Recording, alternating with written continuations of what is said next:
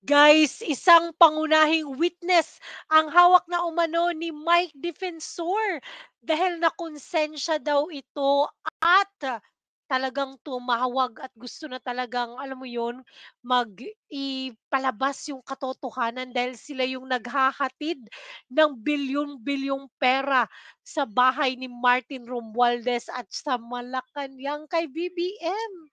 Eto guys, panoorin natin. Ngayon no, yung mag-asawang Paul Estrada, ito yung assistant ni Saldico. Anong ginawa nila? Ibinyahe, papalabas. Yung Paul Estrada na konsensya. Grabe 'no, parang in-exile sila 'di ba, para hindi talaga lumabas. Yung kanyang asawa po, tumawag at sinabing gusto na nilang umuwi. Ano pong ginawa? Binugbog! Grabe. Siguro nagmakaawa yun na gusto na nilang umuwi, tapos binugbog yung asawa guys, grabe lupit. Katapos inilipad sa Chile. Naku, Pero may maganda po akong balita sa inyo. Yung pong mag-asawang yan, hawak na natin. praise God, thank you Lord. Si Paul Estrada po, kailangan natin protektuhan. Dahil siya mismo, sabi ni Saldico, ang nagdi-deliver kay Martin Romualdez at President Bongbong Marcos. Wow, grabe talaga. Mga kasama, yung ating pong pagkakaisa ngayong hapon, nung una, ayokong manawagan na mag-resign si Bongbong Marcos. Ayoko pong manawagan doon sa saraping sinasabi nila na magnanakaw at dapat ikulong si Bongbong Marcos.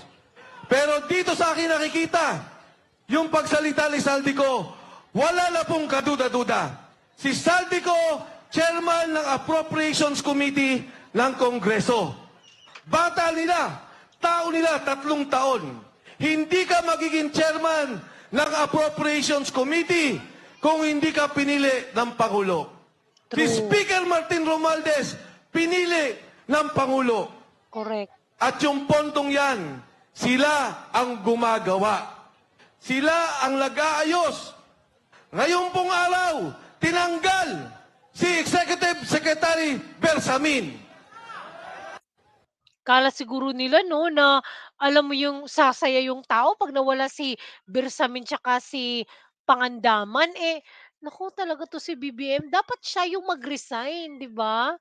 Grabe talaga guys, grabe. Buti na lang talaga at hawak na nila Mike Defensor si Paul Estrada. Wow!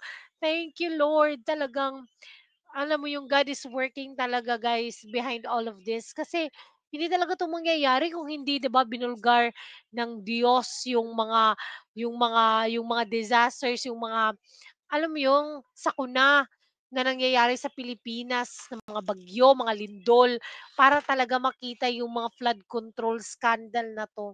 At eto na nga, wala tayong magagawa kung hindi talaga makokonsensya yung mga taong 'to. Buti na lang talaga, naku guys, ewan ko na lang ano na namang sasabihin ni Ping Lacson dito.